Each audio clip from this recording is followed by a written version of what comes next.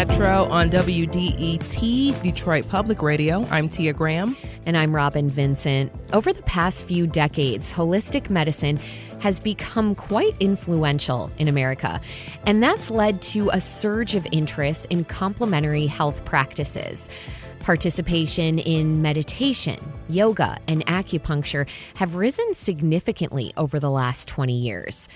That's been true just as people have lost faith in institutional medicine. Public trust in physicians and hospitals declined from 71 to 40% from 2020 to 2024. Now, this is the world that Robert Francis Kennedy Jr. is entering if he's confirmed as the new Health and Human Services Director in the Trump administration. And just minutes ago, the Senate Finance Committee voted to advance RFK Jr.'s nomination to lead the Department of Health and Human Services. That means he's now one step closer to his nomination being approved. RFK Jr. is a really interesting political figure because he weaves a lot of ideas together that draw both liberal and conservative voters in. When he's running for president, a majority of Kennedy's supporters did not identify as partisans and held unfavorable views of both Harris and Trump. At base, RFK supports people taking control of their own health, working out, eating healthy foods, and interacting with an environment with clean air and water that's not filled with toxins. That agency people should be taking over their health. Well, to RFK, that means mistrusting mainstream medicine, particularly vaccinations and the actions of the pharmaceutical companies. And so this hour, Robin and I, we want to discuss and understand the world of RFK Jr. and the world he lives in and what it may shape up to be. What are the benefits to non-mainstream medical practices? Things like yoga, meditation, breath work, and Reiki.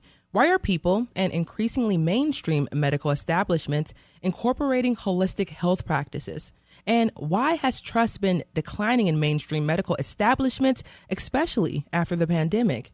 We'll be asking these questions, and we also want to hear from you. What do you do to improve your health? Give us a call. Let us know. The number is 313-577-1019. And as we get to your calls, we also want to dig into some of these questions with our producer, Sam Corey. Sam, welcome back to the studio. Always great to be with y'all. Happy to be here. Well, happy to have you here. So, Sam, why do you think some people are distrustful of mainstream medical institutions and medicines? Yeah, it's a great question, and there's a lot of different variables that come to the answer. But first, I'd like to say that trust in mainstream institutions across the board is down. That includes the federal government, mainstream journalism outlets like us, and educational institutions as well.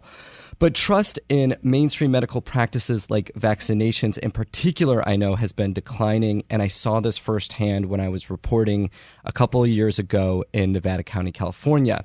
That northern county at the time in 2019 had some of the lowest vaccination rates in the state.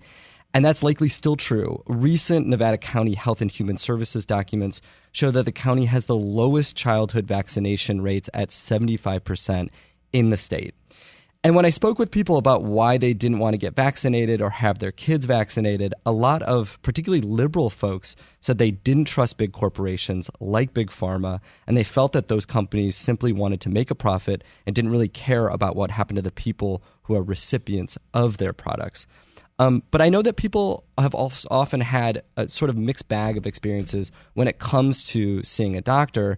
And I know that, Robin, you particularly have had some of those experiences. Do you mind sharing those a little bit? Sure, Sam Corey. I would be happy to. You're pressing me here with the difficult questions. That's right. Yeah, I would say this was about 15 years ago. So I want to qualify it with the time period because I think doctors are much more well equipped to respond to the issues that I was dealing with, which is a gluten allergy. And I had doctors saying, all your tests are coming back normal and we don't know why you're bloated and sick all the time. And and overcome with fatigue. And I think today gluten allergies are so much more, and food allergies in general have so much more entered our mainstream dialogue and consciousness. Everybody's got a peanut allergy, everybody these days. Don't open crazy. that bag of peanuts on the airplane, Sam Corey. Yeah. So I took matters into my own hands and I did an elimination diet, and I eliminated gluten and dairy and sugar and alcohol and caffeine. It was a very sad time for me. Rough It was time. and so with that elimination diet, what happens is you slowly reintroduce things back into your diet and see what is potentially the offender here. And I learned it was gluten. And I thought I had solved my problem. And then several years later, it came back. It started happening again, where I felt terribly sick after everything I would eat. I was still following a fully gluten-free diet, but my stomach was often distended. I felt like I had to lay down after every meal, and just overall my quality of life felt really bad. And so I again interrogated my diet. I decided, instead of going to a doctor where I knew that they would subject me to many different medical tests, that first I was going to just try working on my diet again. And so this time I went more extreme, and I eliminated all grains, and I eliminated dairy, and I eliminated sugar. And lo and behold, I was a new person. And to this day, I don't eat any grains and I don't eat sugar. I do eat a little bit of dairy because please let me have my cheese, please. Say, mac and cheese is a known question. It's so good. It's just so good. But these experiences taught me how important it is to first look at my overall lifestyle and the things that I can control before going to a doctor, and again, being subjected to an array of medical tests that oftentimes can be intrusive. And I didn't have the best medical insurance at the time, so that also played a huge role. I knew that it was going to mean an exorbitant bill for me that was going to be hard to pay. Yeah. Tia, we have to turn to you. I mean, growing up, you were having health problems. You went to several doctors before one actually took your problem seriously. Which is wild. But, just growing up, definitely had fluctuations in weight. But I played tons of sports, so my parents didn't understand what was going on. Went to multiple doctors, spoke to multiple different experts, and tried to figure out what was going on. Everyone just kind of said, she's normal. She's just, a little bit slow in metabolism or whatever it may be, but she's normal. And then I went to one doctor for 15 minutes. I'll never forget. It was on a Friday. I was 16 years old. I was with my mom. We just happened to stumble upon this doctor, and she was a female doctor, and that, I think, made a difference in the whole situation. But she's a female doctor. She looked me over. She asked me very basic questions, but those basic questions led to a diagnosis, which happened to be PCOS, polycystic ovarian syndrome, and it's a hormonal disorder. Yes. Affecting at least 15% of women, but maybe a lot more because it's so heavily underdiagnosed. And it's wild because it's one of the things that I often connect with folks, with women as well, is like, oh, I have PCOS. And they'll say, well, I do too. And so it's just very interesting to find that out at 16 and have that power of knowledge of my diagnosis, so that way I can carry it forward and ultimately get better and work on some things. So ultimately, throughout that whole time, that from the diagnosis to where I am now, it really sparked something in me to take advantage of that knowledge and having that power. So it helped me lose about close to 100 pounds, just learning what this disorder was, how it impacted me, and how I could better manage myself. And once again, knowledge is power. So understanding that and just understanding your own self, especially when you have trust in some type of medical institution, whether it's a doctor or whether it is some form of alternative medicine, that is such a powerful thing to have. So thank you for telling us about that and the fact that one doctor had a profound impact for you, Tia. We're going to dive deeper into the world of doctors who are working to build trust in mainstream medicine and holistic medicine. Sam, producer on our show, The Metro, thank you so much for joining us and planning out this incredible hour for us. Thank you for having me.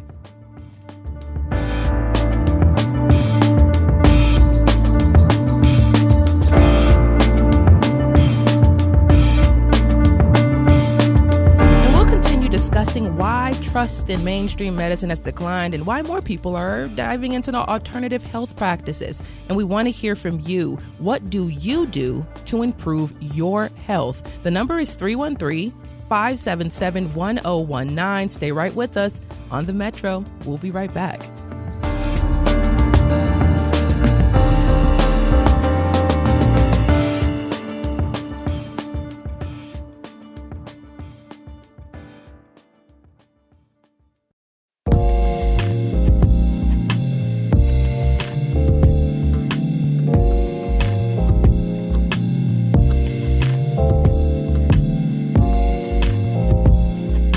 Welcome back to the Metro on WDET, Detroit Public Radio. I'm Tia Graham. And I'm Robin Vincent. We've been talking about why more people are turning to alternative forms of medicine and health practices, things like yoga, meditation, Reiki, and acupuncture.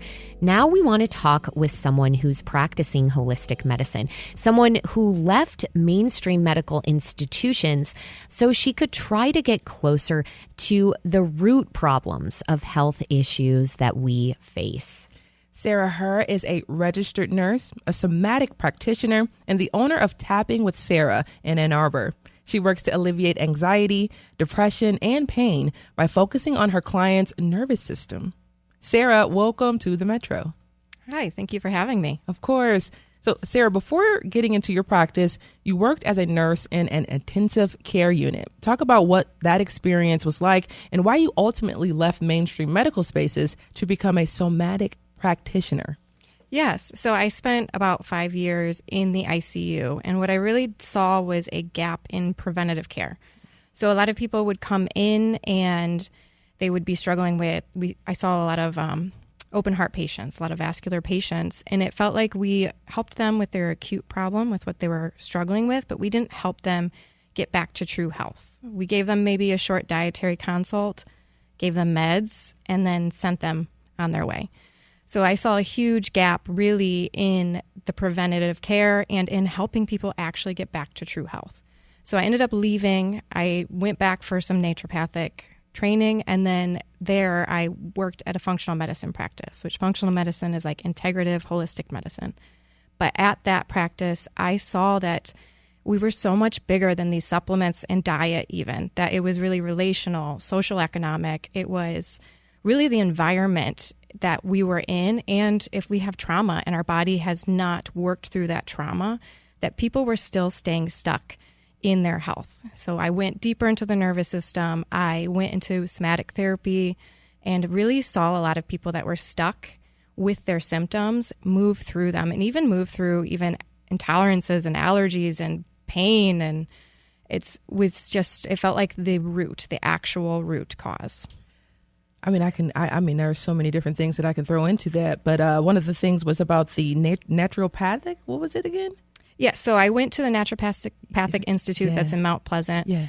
So I did some training in like herbology. They do some somatic, like craniosacral, some energy work. I did nutritional training, so I did do some diet training, but it just didn't feel like it still was the depth. It's just we are these complex beings that we're interactions with our environment. And really, our body can go into a stress response from our environment, even if we're eating perfectly. And unless we address the environment or old traumas, we really are still symptom managing, if that makes sense. And Sara, you talked about it just a little bit. It was one of the questions and things that Robin and I were talking about earlier, was about being in that space. You talked about the preventative care that you saw that wasn't happening in order, that led to people being there. But then as well, Robin and I were talking, and what I wanted to know what you saw in terms of the recovery process, in terms of seeing ourselves become whole again, like you were talking about. What was missing there that you really wanted to see added to the system? So it's really time constraints, honestly, is we don't have the time in those spaces to look at someone as a whole person. We usually have everything divided, like you have therapists, you have a dietitian, you have the doctor. Really, it needs to be all together. We aren't looking at the whole person. Maybe their stress is really high and we're not addressing, hey, your job might be why you're having heart attacks. Hey, maybe this relationship is really stressful to you. So it was time constraints was a big issue. And doctors only have so much time in a room, and they're really addressing life-saving measures or symptom management at that point. And, as you left the medical institutions, mainstream medical institutions, you weren't getting to the root of people's health. You talked just a little bit about that, which I just find so interesting because you talked about the complexities that we are as humans, and so many different factors go into who we are and how our health manifests itself. Do you think that Western medicine should be changing to get to the root of people's problems, or do you think it's ultimately just designed to kind of be this one-stop, one-thing-fits-all type of thing? So I think Western medicine is trying to change. I am seeing more of acupuncturists in hospitals. My sister's a doctor, and they are starting to use meditation and using some of these other tools to really bring in the whole system. So I do think we can start introducing that more, really, in medicine. And I do think it is something that we are trying to. And you believe that the hesitation or the slow roll to it is part of the old system trying to kind of dying away? Or do you think that it was this fear from the old system? Like, what do you think that was slowing it down? I think insurance companies have a huge impact on that because there's time constraints, there's treatment constraints, and then people can't afford always extra time with a doctor. There are doctors who will spend an hour with you, but you have to pay $400 or you have to pay a lot of money. So there are constraints with the system with social economic status, which just is really difficult because those are the people who actually need that hour, and doctors get 15 minutes. I just can't even think about what you can even accomplish in 15 minutes, and especially when we're talking about complex human beings and their bodies. So as well, just thinking about what we just heard in our intro, you heard a little bit about it. Robert F. Kennedy Jr. Just got one step closer to leading the Department of Health and Human Services for this country, and he's been a lightning figure, widely known for a vaccine skepticism, but at the present moment, he has quickly become a symbol for alternative medicine and is openly critical of Western medicine. How do you feel about RFK Jr. being the figurehead of non-Western practices that compete with yours? So I want to be hopeful. I know he passed some legislation to get rid of some red dyes in food. But again, we are a whole picture of a person. So it's also what legislations are going to come in that affect the people, because that's going to affect their health, even the ones not directly affecting health. If we're getting rid of support for lower economic status people, you can't be healthy if you are living paycheck to paycheck, if you don't have access to healthy food, if you can't afford it. So I'm hopeful that he is going to make some changes, but it also is the government as a whole and the culture we are setting for people to feel accepted and comfortable that will really affect health overall. Oh, man. So now you're a somatic practitioner. If you could define somatic for us really quickly before we get into it, of course, but you're a somatic practitioner. You have practice called Tapping with Sara. So, of course, talk about what it means to be a somatic practitioner and what it means to tapping in. Yeah. So being a somatic practitioner is we are working with the body. So we're getting you in tune with your body because your body is responding to the environment. So we build awareness with what our body is doing when it responds. If we talk about when we are anxious, we feel butterflies. We really feel these things in our body because there is a bodily reaction. So we rebuild that awareness and learn to make decisions from that. And then we also, there's trapped emotions. I know a lot of people have heard trapped emotions. Really what that is an inappropriate response to something in our current environment. So you're like, this should not be making me this anxious, but it is. We work through that old response so that you can show up in a comfortable, easy way. Because when your body goes into a stress response, it has downline effects on your immune system, on your cardiovascular system, because our nervous system really runs everything. It's like the control panel for our whole body. And when that is in a stress state, our immune system can react to foods. Our cardiovascular system, our blood pressure can go up. It can constrict. So I really work on building safety so they can be in a rest and digest, or in a calm ventral vagal is what we call it. But that's my nervous system feels safe. And then their body can repair and they can be healthy. I understand that fight or flight feeling, having that internal feeling of fight or flight all the time, even when you're not in that situation. But you're listening to the Metro on WDET, Detroit Public Radio. I'm Tia Graham. And I'm Robin Vincent. We're talking about trust in Western medicine and alternative forms of healthcare. Here with us is Sara Herr, a registered nurse and somatic practitioner who focuses on the nervous system. And we're talking about why she left a traditional hospital to establish a holistic practice. And we want to hear from you in this conversation. What are you doing to improve your health and take it into your own hands? You can give us a call at 313-577-1019. Let's go to the phones. June in Novi, what are you doing to improve your health and take it back into your own hands? Well, about 25 years ago, I joined a gym, and that was the best thing I could have done for myself, both physically and emotionally. And a lot of things change in 25 years. I have had 2 hip replacements, had a foot rebuilt, everything. But not only have I improved my body and gotten through all of those changes, but I've found communities within the gym where I go. I have a pool community. I have a pickleball community. I have a class community, and it's been huge for me. June.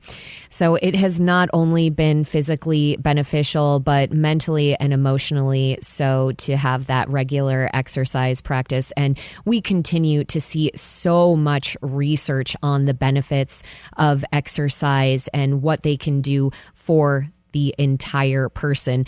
Let's go to Liz in Metro Detroit. What do you do to improve your health? Hi. Well, I do lots of things. I have a lot of stress, just like Sarah was saying. It's trapped. I have a PTSD. So I walk, I do yoga, I garden. Gardening's a big one. I did start tapping a long time ago. I got to go take that back up. Now I have panic attacks when I go to sorry. That's okay, Liz. When they go to the doctor. So that's made it hard for you to go to the doctor then. I'm wondering, Sarah, what you would do in this situation if you were sitting down with Liz. Would you be jumping right into those tapping routines, and what else would you two be doing? Yeah, so we would be building a sense of safety in your body and finding that first. What environments do you feel safe in? And we would tap into that feeling of safety, and then we'd slowly try to bring that feeling over into being in doctors' offices. And then the things would come up that maybe keep you feeling anxious. Are you not feeling heard in the doctor's office? Are you feeling judged? And what can we do to feel empowered in those spaces? And then what would that feel like in your body? And we'd use tapping and breathing and movement, whatever impulse that came to you. Honestly, we always follow your impulse. And then we would hopefully find some peace and be able to show back up in that space. Julie in Birmingham had made a comment about working out and the importance of finding a gym. And, you know, what we've heard so far from both of these callers is that it's taking a lot of different things into one's life and incorporating those things. And I wonder if you could talk about that too, about when you are encouraging people to get on that path of healing, how important those different practices become. Those practices are huge. Our nervous system is wired for community. And as she pointed out, she realized that this community had a huge change on her mental health. And being a part of these communities where you also have an activity to do together is a good introduction. If you're a little bit nervous around other people, you have somewhere to put that nervous energy towards. It is also working through some of those trapped energy or emotions, because if you're anxious and you're hitting a ball, you're working through that somatically sometimes without even thinking about it, is because you are having an outlet just while being in that space. And it's just really important to get into those spaces and to keep fostering community for your nervous system. I want to correct the record here. It was June who made a comment about working out and the importance of finding a gym. And now we will go to Julie in Birmingham. Julie, thanks for calling the Metro. Yeah, I just wanted to share. I mean, I went on my own health challenge journey, whatever you want to call it, a few years ago, and ended up being diagnosed with severe endometriosis, which I found that it is more common than a lot of women, know about. It can take a while to diagnose. But through that, I just really have started to focus a lot more on my health and on mental health. And about a year ago, it was March of last year, I started doing hot yoga, which is a room that's over 100 degrees. And you're just really for an hour so focused on the movement and sweating. You can't think about much more than that, which is great for mental health. And I've been doing it as much as I can almost every day for about a year. And I realize for a lot of people, they don't have the time to do it, but you can always find workouts at home. On YouTube, there are a million of, ways to do yoga. And it makes me happy. I mean, it's physical. I can tell in my body. I have more strength. I've lost weight. I have just more, overall it's helped my immune system, everything, but I'm also just more happy. So, and it also creates community. A lot of people can do it at home, and that's wonderful, but just do something.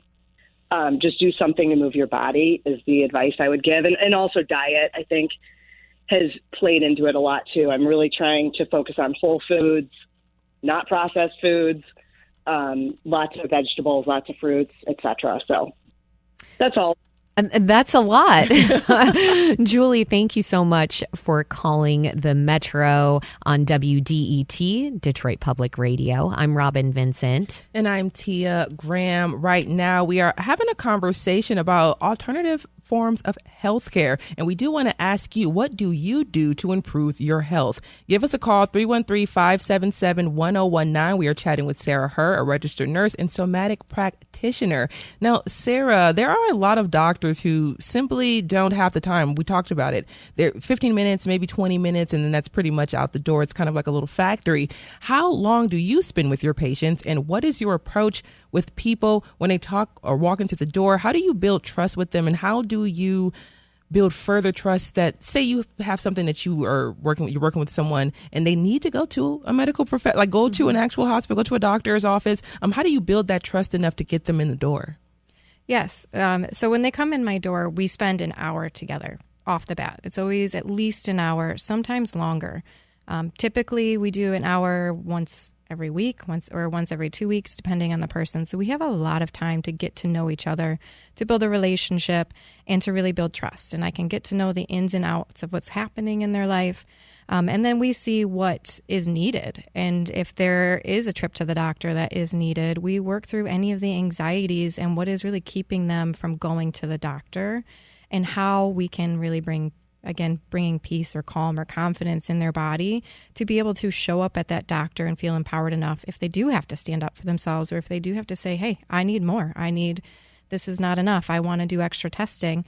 And with my medical background, sometimes I do tell them these are the things you could ask for, which can be really helpful when they're feeling not confident going in. That if your doctor says no, when you ask for it, a lot of times they will say yes. If you say, I want to look into this area, a lot of doctors, they will say yes because they want to support you, but sometimes they just aren't seeing the whole picture, where I have more time to see the whole picture. And I'm wondering, when we talk about just having that power and that information we were talking about in the first hour, just the knowledge. Power is knowledge, or knowledge is power. So can you talk about using that to empower people as well as they go through their everyday lives, just giving them this knowledge and having this base understanding of who they are, so that way they could truly better understand and connect with themselves? Yeah, it's really building this awareness with themselves. We rebuild trust. And what that does is, when you have trust in yourself, you're more likely to stand up for yourself. If you're like, I know that my gut reacts after I eat this, you're going to build trust because we've sat in the room and we've talked about it and we've rebuilt those connections. And then you will feel more empowered to really push and really speak up for yourself, because you are knowing what's happening in your body, because we have that connection rebuilt. I just asked that particular question because I'm starting to notice things. Working with Robin, I'm starting to just listen to my body a little bit more and just, well, Yay, yes. thanks, Tia. You are welcome, Robin. I know my mom's probably listening like, I've been doing it but thanks. Shout out to Sorry, Robin Mom. and my mom. Yeah, but shout out to you both, though, for letting me listen and understand and showing and this kind of eliminating different things and figuring out what's going on in my body. And knowledge is so important. I've been learning so much about just myself in general. So, just speaking about trust and speaking about different things, I am curious, what do you hear from patients about their experiences at the doctor's office? Do patients ever come to you with something that you can't address? And once again, we just talked about that a little bit. You refer back to the doctor, but what are some of those experiences that you're hearing? I've had mixed experiences. I've had some really positive experiences, and we've also had experiences with doctors where they didn't really listen. They weren't really being attentive or listening to the client. And so at that point, we talked about we have power. You can pick a new doctor. There are doctors that will listen. And then usually since I've been doing this work, is I've found doctors that I do trust, that I do feel comfortable referring my clients to. So it really looks like moving forward with, we're going to go to the doctor, and we also know we can leave if it doesn't work. We can find a new doctor if they're not listening to you. There are other options.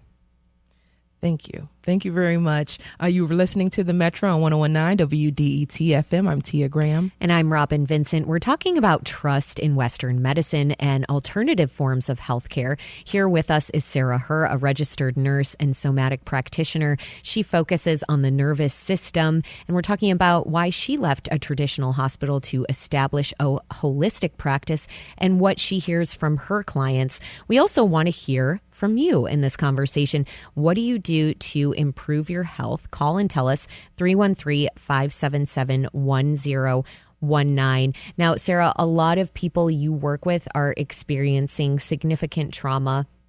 They're being abused physically or emotionally, or they're enduring some kind of social turmoil. I'm wondering, what do you say to a patient when the problems they're facing are so deeply rooted in their environments that there's not much you can do for them as an individual if it's a situation that they can't necessarily escape, maybe at home or at work? We start with just building my support. They need someone to support them. So I become that person for them. And then we see what we can do, what's in their control. And at some point, people aren't even realizing that what is happening in their life is part of the problem. So we do end up bringing that up, that you cannot feel safe, it sounds like, in this environment. It does not sound like your body is picking up safety when you're around this person or when you're at this job.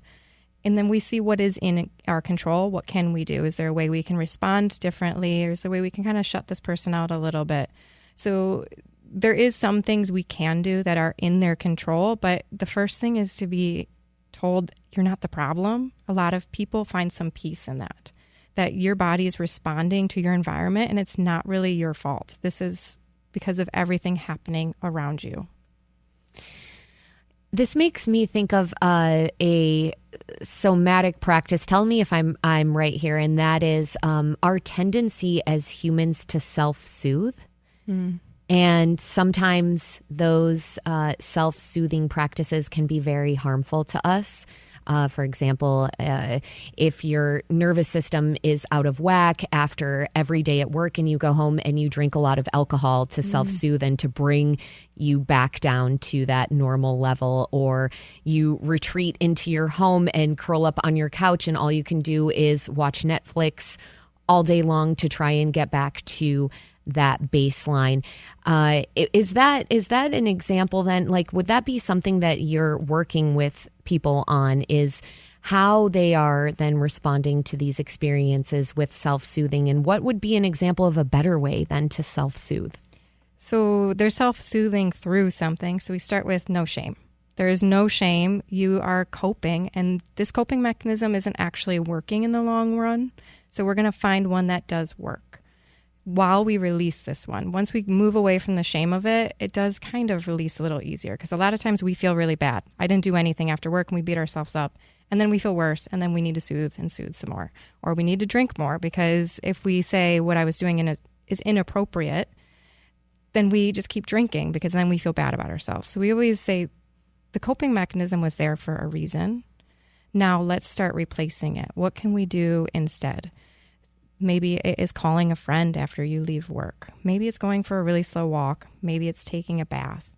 We really make it really small to start. How can we do this? And it's not even a somatic practice right away. It's usually just, let's find something that wouldn't make you feel worse in the long run, because if you do go home and you just drink, you're going to feel worse tomorrow, and you're going to feel more anxious tomorrow. If we took a bath, you're not usually going to feel worse. You're going to feel better. You're going to feel soothed adequately. And then you might feel better to move through whatever you're feeling. So it's about thinking about the final outcomes too. If I do this versus if I do that, how am I ultimately going to feel? And constantly having that thought process in your mind. Could we talk about some of the limitations, though, of holistic medicine, or the pitfalls that people can fall into? I'm thinking about unregulated supplements, for example. I've certainly taken my share, some which I've found to truly benefit me and be very helpful, and others not so much. What are some common mistakes people make who turn to holistic or alternative medicine to improve their health? Well, they end up spending a lot of money sometimes, yes, which isn't always necessary, because the supplements are really there to help support your system, but what's pulling your system down? And that's what we look at. And these supplements are very expensive a lot of times. And if we are just pouring money into supplements, we're not really looking at why your system is struggling. And that's usually the amount of stress in your body or in your environment. And when we look at that, then we can get rid of some of those supplements. I have seen people who do think they need all of these expensive supplements to be healthy, and that is a big pitfall I'm seeing in holistic medicine. Is even say on like TikTok, social media, they'll see some new supplement and they'll be like, I need this, I will feel better if I get this. And maybe they'll feel better for a little bit, but the symptoms creep back in, because it wasn't really the missing of that algae supplement that was the issue. It was their body was spitting out minerals very quickly because they're very stressed. And so they're not holding on to minerals. Sarah, I just want to just jump in really quickly, because Robin and I was talking to Robin about this. Like, I am scrolling on TikTok and socials all the time. I see so many different just different things that you can take. Chlorophyll, magnesium, there's new probiotic that's out. There's so many different things around. How are you telling people to sort through some of this? So we look at their list and we say, what can we get rid of? Honestly, and let's see how you feel when you get off of it. Or let's even pay attention to how you feel on it. Is there actually even a shift? Are you actually feeling differently? And this is, again, rebuilding that body awareness. Let's titrate. Let's see if adding this in actually helped you, or if you took it and you convinced yourself it was helping you and it wasn't. I am a fan of some supplements because our soil is a little bit more depleted than it was in the past. We do need magnesium. I love it's great for the nervous system. Very calming. It is very calming. So there are some supplements I do like to recommend because we just aren't getting those things in our diet. But it's a lot of the extra stuff, the very expensive stuff, where there's even those MLMs that they're selling you this really expensive multivitamin that you have to pay a membership fee for. Usually it's not necessary. Let's go to the phones again. Pam in West Bloomfield. Thanks for calling the Metro. Okay, hi. Can you hear me? Hi, we can hear you. What do you do to improve your health? What I started doing during the pandemic was walking. I couldn't go to the gym, so me and my husband, we just got out and started walking for an hour every morning. I love that. It's easy. Everybody can walk. The other thing is I have a son with schizophrenia, and I'm 63 and he's 25, but we have the same type of metabolic things going on. And to get him to eat right, I believe what's in your gut goes to your brain. So for him and me, it's all focused on eating right. Because if he eats a hot and ready pizza, I can see it in 5 minutes him be different. Pam, thank you so much for calling the Metro. And it sounds like you're doing a lot of impactful things that are good for your health. And so that makes us happy and excited here on the Metro. Sara, before we let you go, we spoke about this in our previous segment, but there are some people who are against big corporations because they have too much power and control, and sometimes they do really bad things like perpetuating addiction. I'm thinking about Purdue Pharma, which pled guilty to deceptive marketing that downplayed the risk of becoming addicted to OxyContin. Do you see people who rely on holistic medicine, who are skeptical of big corporations, throwing the baby out with the bathwater and in turn becoming skeptical of vaccines or hospitals? Yes, when I was at the functional medicine office, especially, I saw a lot of people who were very skeptical of vaccines. They were going into the deep online spaces, which I really didn't actually think was good for their mental health, because questioning all of these policies, constantly questioning, am I doing what's right, is really hard on us. So at some point, you have to realize your body is brilliant and it will work through things. If it's maybe the vaccine does cause a mild reaction, but your body's brilliant and you'll work through it. So I do see a lot of people very skeptical, and they are maybe missing some things. So sometimes maybe we do need to get on an antidepressant before we can do more work, because you're in such a low place that it's hard when people don't want to work in conjunction, because there are some really good things in conventional medicine. And then we can get to the root cause with conventional medicine's support. And I do see people who, they feel guilty even if they do reach out to conventional medicine, because they've leaned so much into the holistic world that they're like, oh, I'm taking this thing and I've been told online it's really toxic, but I need it. And it's, again, there's no shame in anything we do. If you need it, you need it. And conventional medicine has worked for so long for a reason. And yeah, there are things it's missing, and that's what we work on in my office. But we do need them both. And it's difficult when people have a lot of distrust and come into my office with a lot of fear of taking these things. And we do tend to work on that. Sara Herr owns Tapping with Sara. She's a registered nurse and a somatic practitioner focusing on the nervous system. Her practice is in Ann Arbor. Sara, thank you so much for joining us on the Metro. Thank you for having me.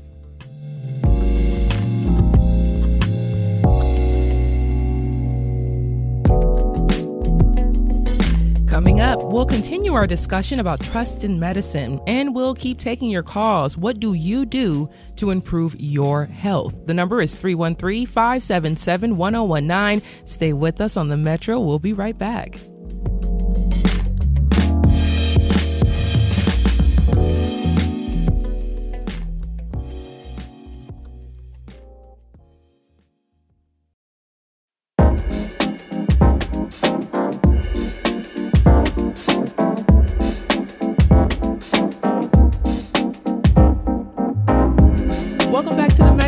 On 1019 WDET FM, I'm Tia Graham. And I'm Robin Vincent. Throughout the hour, we've discussed why trust in mainstream health institutions is falling. That's not for no reason. Public trust in physicians and hospitals declined from 71 to 40% from 2020 to 2024. That's a pretty stunning number. We said that earlier. It's worth repeating. Just an hour ago, the Senate Finance Committee voted to advance Robert F. Kennedy Jr.'s nomination to lead the Department of Health and Human Services. He is now one step closer to his nomination being approved, and he's been an open vaccine skeptic. So how are doctors and hospitals building back trust? And are they incorporating holistic care into their practices? Well, Robin, we have Dr. Teena Chopra here to discuss this. She is a professor of infectious diseases at Wayne State University and a member of the American College of Lifestyle Medicine. Dr. Chopra, welcome back to the Metro. Thank you for having me, Robin and Tia. Of course. So we've seen distrust in mainstream medical institutions increase a lot, particularly over the last 5 years. Why do you think that's happening? Well, the pandemic can definitely be blamed for some of it. As you know, the pandemic strained the healthcare system, and we had to rush some of our interactions with our patients. they were not only rushed, but they were not very personal. And in addition to that, there were inconsistent policies, communication, there was a lot of misinformation. All of that eroded the public trust in healthcare providers. In addition to that, there was reduced access to care during the pandemic. So all of these things heightened that feeling of distrust. Thank you, Dr. Chopra. And you are a member of the American College of Lifestyle Medicine, and you do believe in taking a softer approach as a doctor. We're going to get into that approach a little bit later, but I want to ask you first how you got here in the first place. Why do you think it would increase trust from practitioner to patient if physicians were doing more to listen and improve their bedside manner? Absolutely. Very early in my career, I realized that technical skill alone isn't enough. Patients, they need to feel heard. They need to feel understood and supported. And there is a lot of data that shows that if there is a more empathetic approach, that can actually help build that trust, especially in high stress environments that we work in. In addition, patients who feel listened to and cared for, they actually show better adherence to treatment, and they have a better mental health and more open communication. So all of these things actually increase the patient-doctor relationship and that trust that we want to develop. So yes, having a more holistic approach, not only just with your technical skill, but in addition to that open line of communication and building trust and listening to them is very, very important. You're listening to The Metro on WDET, Detroit Public Radio. I'm Tia Graham. And I'm Robin Vincent. We're talking about how distrust in mainstream medical establishments has increased just as more people are turning to alternative forms of healthcare. We're speaking with Dr. Teena Chopra, a professor of infectious diseases at Wayne State University, and we're taking your calls too. Let's bring our listeners back into the conversation. Dr. Sue McCready, you work with people looking for holistic solutions. What do you do for your patients? Yes, thank you. I have been in the pediatric holistic medicine world for in my 23rd year now. I actually trained at Wayne State and Children's Hospital of Michigan, and what I focus on is nutrition. So looking at ways in my training as a chief resident at Children's Hospital of Michigan, what I saw is, recurrent symptoms coming back again and again. So I was very curious about, how do we solve that from the symptoms and getting to the root cause? So my focus has really been through nutrition, helping kids get on an anti-inflammatory diet. We know that inflammation is the root cause of many of the diseases that we see today. So dietary is my focus, anti-inflammatory diet, working with the digestive system to heal that since the gut is related to the immune system, and supplementations that can support these children. Dr. McCready, thank you so much for calling the Metro. And I'm wondering, Dr. Chopra, how much more inflammation is showing up, is becoming central to all conversations in medicine, including in the sphere that you're in, which is infectious diseases. Absolutely. It plays a very big role, especially in Detroit, where we practice medicine and we see a very high prevalence of chronic diseases, including diabetes, hypertension, obesity, and chronic pulmonary diseases. So that's why having a holistic approach where you want to focus on other aspects for the patient, which include nutrition, like they pointed out, physical activity, sleep management, stress management, and social connections, which are basically the 6 pillars of lifestyle medicine. So I think this provides a more integrated and patient-centered approach to care. Let's go to Lithia in Detroit. Lithia, thank you for calling the Metro. What are you doing to take health back into your hands? Hi, it's so great to be on. I wanted to mention that I've had a lot of bad health experiences because I have an autoimmune disease, and wasn't really well understood when I was younger, and I wasn't listened to by doctors. So I am very, very aggressive when I am with any healthcare professional about what I'm feeling in my own body. I feel like so often Western medicine thinks they've found the final solution for all of these health problems, when in fact we don't understand anything as much as we think we do. Lithia, I'm sorry to cut you off. We are running out of time here, but I like that you used the word aggressive, actually. I think that is what it takes sometimes. And Dr. Chopra, I wonder your response to that. Do we need to become more aggressive and more forward with our healthcare practitioners? We live in our bodies, after all. First of all, I'm so sorry to hear the experience Latia had.